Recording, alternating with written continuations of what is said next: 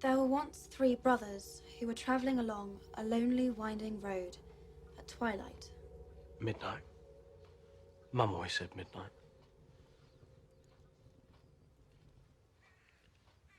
But twilight's fine. Better, actually. Do you want to read it? No. There were once three brothers who were traveling along a lonely, winding road at twilight.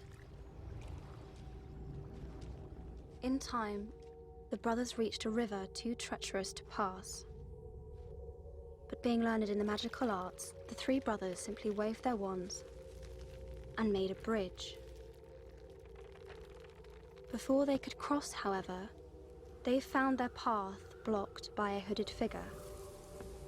It was Death, and he felt cheated. Cheated because travelers would normally drown in the river, but Death was cunning. He pretended to congratulate the three brothers on their magic and said that each had earned a prize for having been clever enough to evade him. The oldest asked for a wand more powerful than any in existence, so Death fashioned him one from an elder tree that stood nearby. The second brother decided he wanted to humiliate Death even further and asked for the power to recall loved ones from the grave. So Death plucked a stone from the river and offered it to him. Finally, Death turned to the third brother.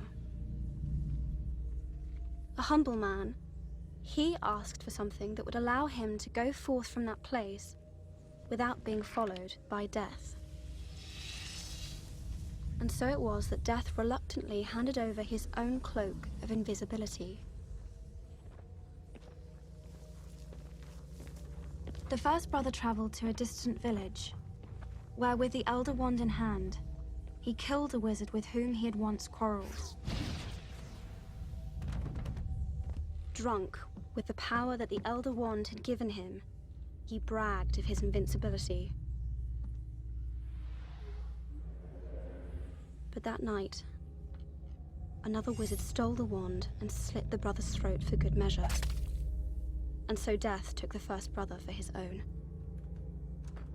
The second brother journeyed to his home, where he took the stone and turned it thrice in hand. To his delight, the girl he had once hoped to marry before her untimely death appeared before him. Yet soon she turned sad and cold, for she did not belong in the mortal world. Driven mad with hopeless longing, the second brother killed himself so as to join her.